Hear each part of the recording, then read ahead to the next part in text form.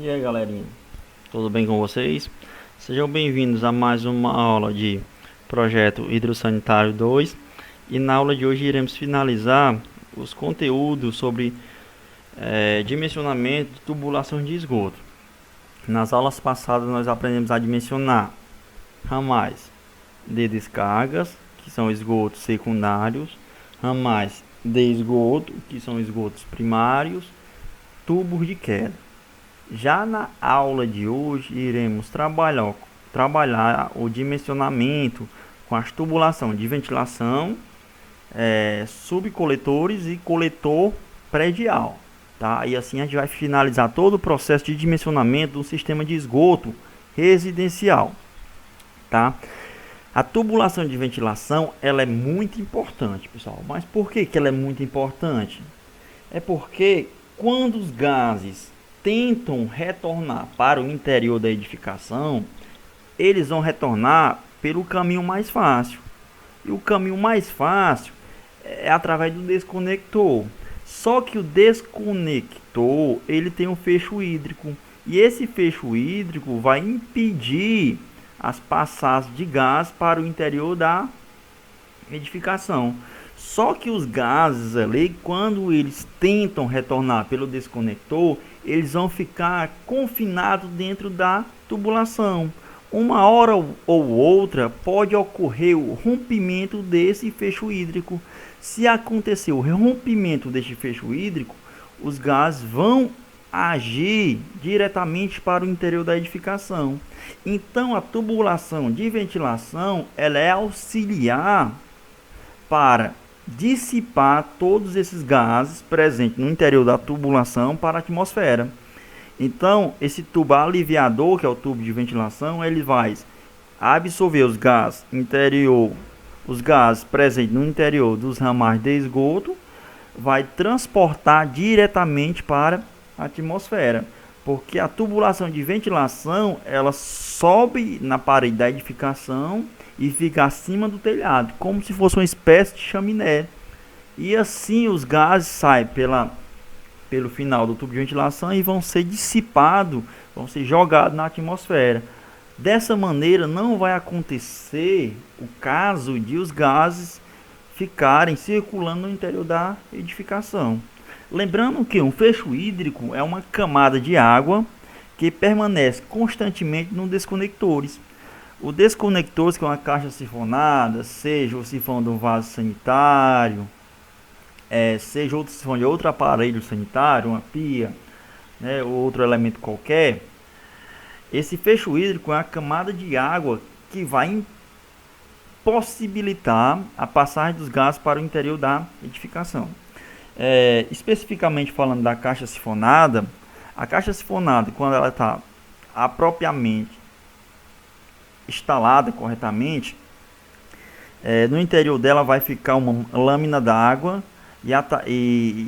na caixa sifonada tem um fecho hídrico, né, que ela faz contato com essa lâmina d'água. Assim esse fecho, como se fosse um joelho, vou tentar desenhar aqui. Eu tenho a caixa sifonada aqui em corte, tá? Desenho horrível. Vou apagar porque o mouse não está colaborando. Aqui uma caixa sifonada em corte e no fundo dela eu tenho uma lâmina d'água, tá? Esse fecho hídrico aqui. E na saída da caixa sifonada eu tenho uma espécie de tubo que fosse um T. E esse T fica em contato direto com essa lâmina d'água, com esse fecho hídrico. E quando tem gás no interior dessa tubulação, eles vão tentar retornar para essa tubulação, faz a volta aqui nessa conexão e não vai conseguir retornar para o interior da edificação através da tubulação secundária, né, que são os ramais de descarga. Porque essa lâmina d'água, nessa camada de água que é o fecho hídrico, vai impossibilitar a entrada dos gases para o interior dessas tubulações e provenientemente na edificação, ok? Então ocorre a vedação dos gases através desse fecho hídrico, tá? Lembrando que o sifão também é como se fosse uma espécie de fecho hídrico também, tá? Porque no sifão, como tem um formato de S, Coisa linda, né? Esse sifão. Essa parte aqui que formou o S vai ficar uma camada de água acumulada, parada. Então, quando os gases tentam retornar, este fecho hídrico aqui, que é formado pelo um sifão, formato de S, vai impedir a passagem desses gases para o interior. Ok? O dimensionamento também das tubulações de ventilação é realizado através da soma das unidades Hunter de contribuição dos aparelhos sanitários que contribuem naquele ambiente. Lembrando que cada aparelho sanitário ele é contribuinte, né? Ele vai contribuir uma certa quantidade de UHC, unidade Hunter de contribuição. O lavatório fornece uma certa quantidade de contribuição. Uma pia de cozinha fornece uma certa quantidade de contribuição.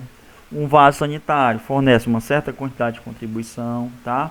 E através dessas unidades que ocorre o dimensionamento dos diâmetros dessas tubulações, ok? Então o diâmetro dos ramais de ventilação é obtido diretamente nessa tabelazinha, ó. Essa tabela que trata do dimensionamento dos ramais de ventilação. Aqui eu tenho duas classes, pessoal, dois grupos. Eu tenho um grupo dos aparelhos que não tem vaso sanitário e eu tenho um grupo dos aparelhos que contém vaso sanitário, com sem vaso sanitário e com vaso sanitário. Como é que funciona isso? É só você analisar o ambiente. O ambiente da cozinha, ela tem vaso sanitário? Não tem. Então a cozinha, quando for dimensionar na tabela, ela vai pertencer a esse grupo aqui, ó. Tá? Um banheiro tem vaso sanitário? Tem. Então já o banheiro vai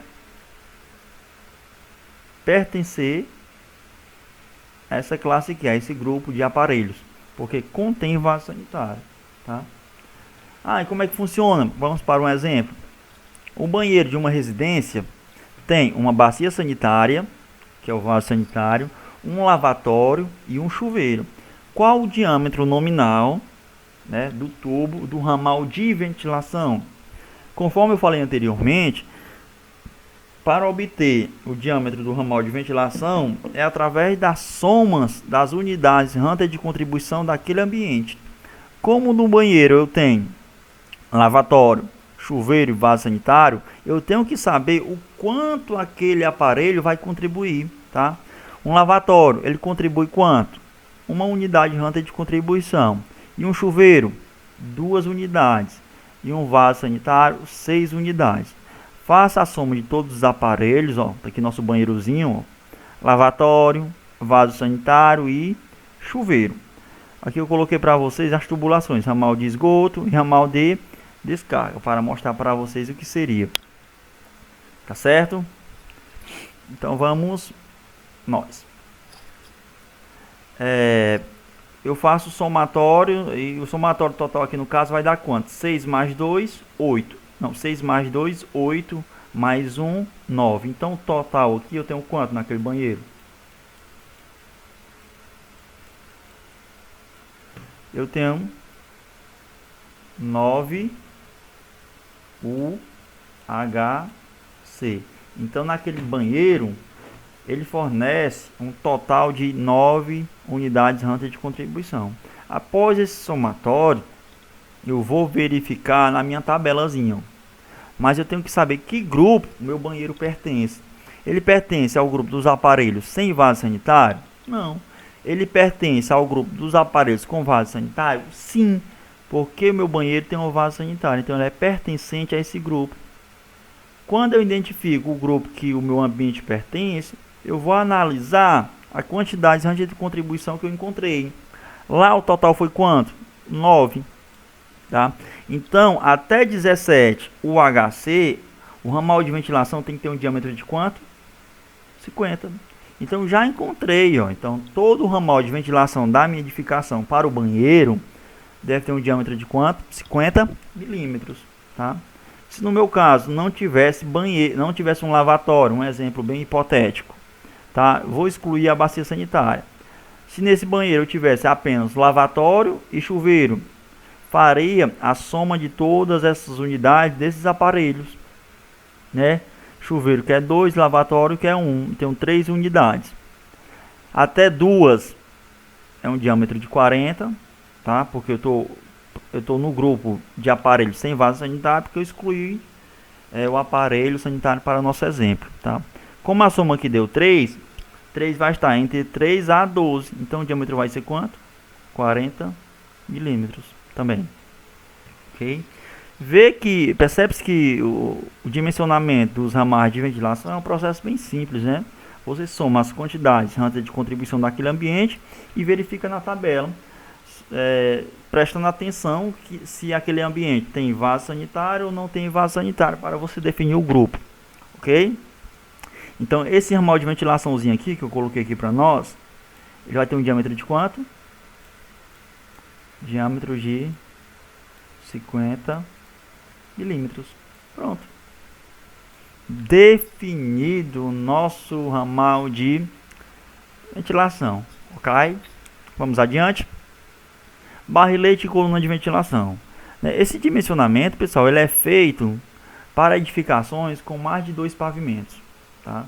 Então, quando eu tenho um edifício de vários pavimentos ou edificação com pavimento duplo, né, pavimento térreo e pavimento superior, que contém uma coluna de ventilação, porque a coluna de ventilação ela vai servir para você jogar todos os ramais de ventilação nela. É como se fosse um tubo de queda. Todos os ramais de ventilação de cada ambiente será ligado diretamente àquela coluna de ventilação, conforme mostra essa imagem aqui, ó. Tá vendo a coluna de ventilação pintada em verde? Aqui nesse ambiente, que é um banheiro, lógico que um banheiro deve conter um ramal de ventilação, né? Então o ramal de ventilação desse banheiro vai ser conectado aonde? A coluna de ventilação. Então essa coluna aqui, ela vai servir para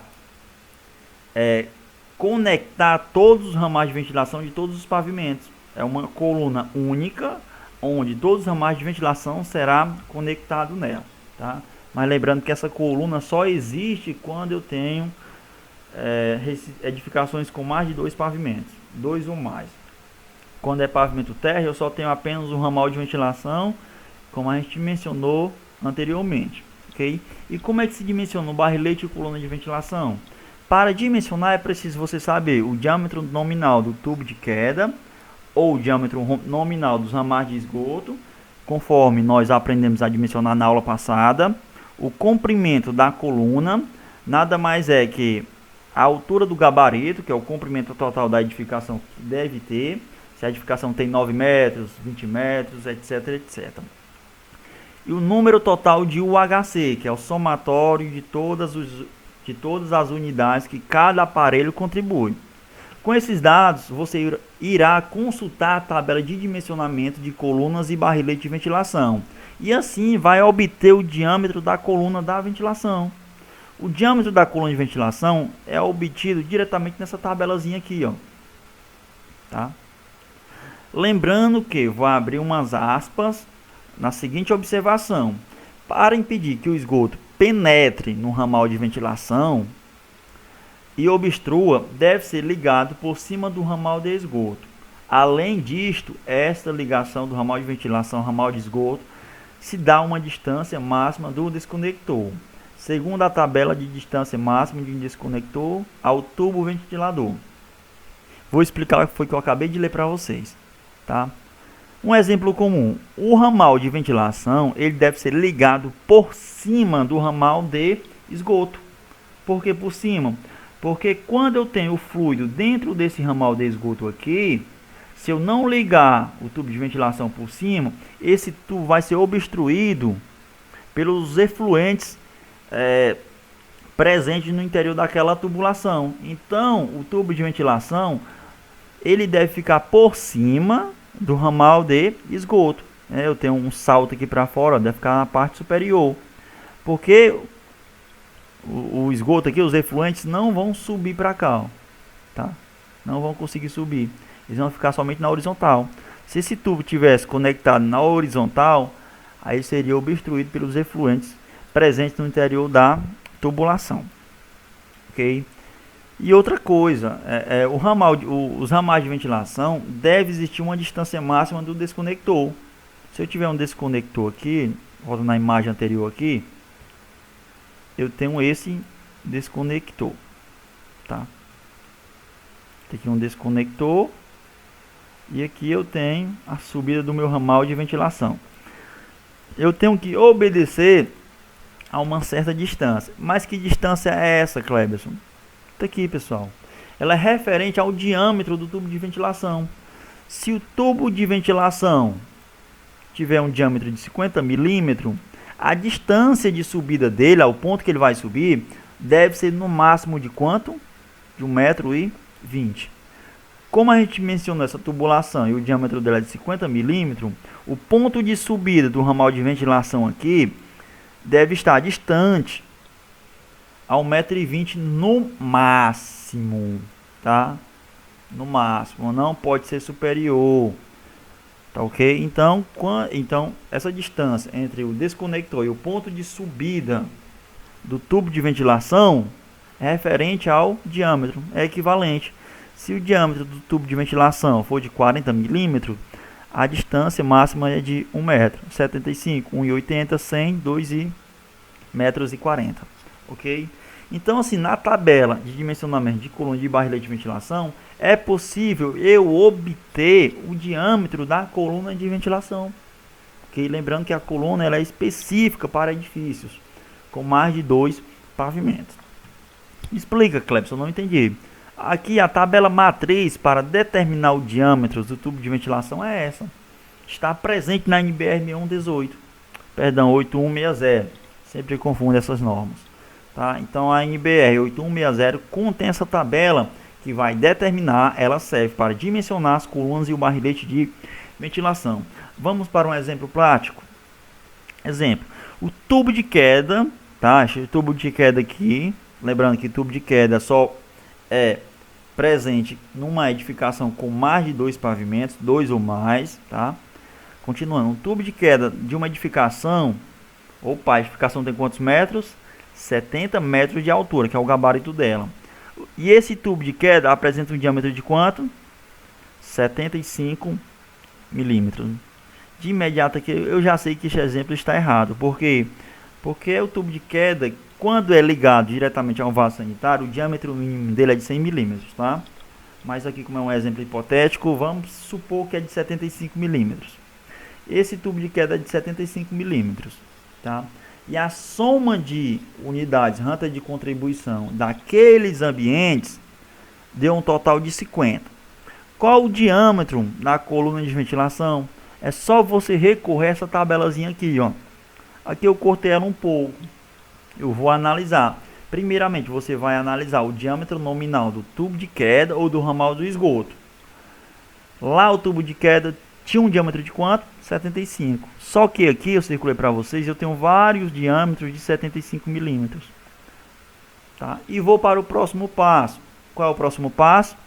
A quantidade de unidades Hunter de contribuição. Que é quantas? Aqui 50. Aí eu vou analisar. Esse de 75 é 10. Esse outro de 75 é 21. Esse de 75 é 53. E esse de 75 é 102. Lá no meu somatório do meu edifício, deu 50 UHC, a soma total das unidades de cada, da soma de todos os aparelhos. 50 está mais próximo de 53.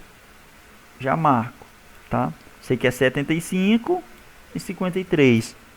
Aí para o meu lado direito aqui, eu tenho um comprimento, tá vendo? O comprimento máximo permitido de 8 metros, 29 metros, 70 metros e 207 metros. Cleberson, agora que eu não entendi, me confundi agora, me explica, tá? É só você analisar a altura máxima da edificação. A edificação contém quantos metros? 70 metros. Então aqui no caso, eu poderia optar por dois tipos de diâmetro. Nessa altura, o comprimento máximo permitido aqui é o gabarito. Ó. A minha edificação tem quantos metros? 70 metros. Então eu poderia optar pelo diâmetro de 60. Mas eu quis optar pelo comprimento máximo. Por que pelo comprimento máximo? Porque eu terei um diâmetro maior. Eu utilizei o meu bom senso. Porque eu tendo um diâmetro de tubo de ventilação maior, consequentemente ele vai absorver mais o que? Mais gases. Então aquele tubo de ventilação ele vai transportar mais rapidamente uma parcela maior de gases para o interior, para a atmosfera. Então eu poderia utilizar 70 ou esse de 207, tá ok? Então eu utilizei o de 75, utilizei meu bom senso. Eu poderia utilizar esse de 29 aqui, de 29 metros máximo permitido? Não, porque a edificação é de 70 metros. Se minha edificação tivesse 83 metros, Clebson, qual que eu utilizaria? Ah, agora sim, você não poderia utilizar esse de 70. Por quê? Porque o comprimento máximo é de quanto? Até 70 metros. Como é 83, ele é superior a 70. Então ele vai se enquadrar nesse comprimento máximo de 207. Então esse comprimento máximo aqui é referente à altura máxima da sua edificação. Lá minha altura é 70, né? Eu poderia utilizar esta ou esta, mas eu utilizei meu bom senso. Eu utilizei a de 75, ok? Se a altura da sua edificação der 83 metros, você utiliza 207, porque 83 metros ultrapassa os 70. Ah, Cleber, se minha edificação desse 50 metros, qual que eu utilizaria? Olha, 50 metros é superior a 29, não é? Então já 29 eu descarto. Qual o mais próximo? 70. Então de 70 metros cairia muitíssimo bem. Lembrando que eu utilizei o de 207, porque como lá a minha edificação é de 70 metros, o comprimento máximo dela, chegaria no limite máximo, mas eu utilizei meu bom senso. Eu utilizei um de 207, que é o comprimento máximo, 75 milímetros, ok? Ah, e se o diâmetro do tubo de queda fosse de 100? Aí você iria analisar todos os diâmetros, tá? Ah, e a unidade UHC lá deu quanto? 50. Então 50 está mais próximo de 43, né? Está entre 140 e 43, está mais próximo de 43. Então eu jogaria para cá, iria analisar agora o comprimento máximo da edificação. É de 11 metros? Não, é de 70, superior a 11. É de 26? Não. É de 76?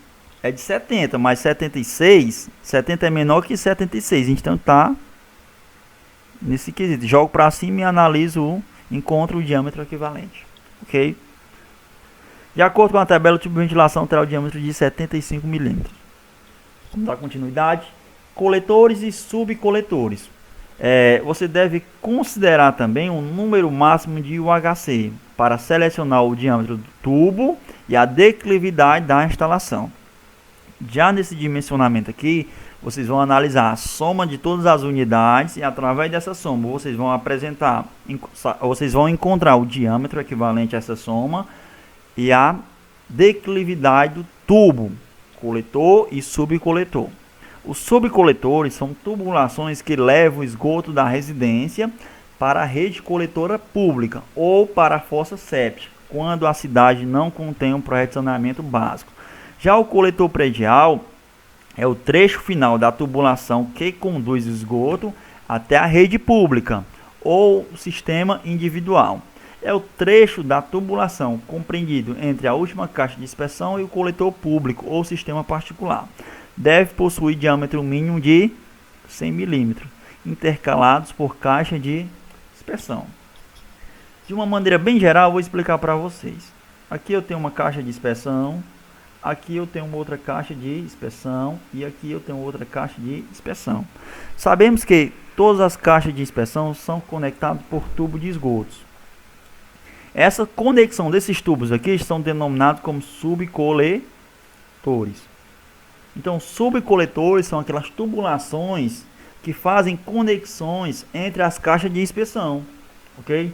Entre uma caixa e outra eu tenho um subcoletor, entre uma caixa e outra eu tenho outro subcoletor. Aqui eu tenho minha última caixa de inspeção. Aqui vai sair uma tubulação que vai levar meu esgoto residual para uma fossa ou sumidouro ou para um coletor predial, quando a cidade contém um projeto de saneamento básico, tá? Então, a partir dessa última caixa de dispersão aqui, a tubulação que sai dela é denominado como coletor. porque é através dela que eu vou levar o esgoto para um local apropriado, para um local específico. Então essa tubulação, esse trecho aqui é chamado de coletor, ok? Então a tabela de dimensionamento também dos coletores prediais e subcoletores é bem simples, tá?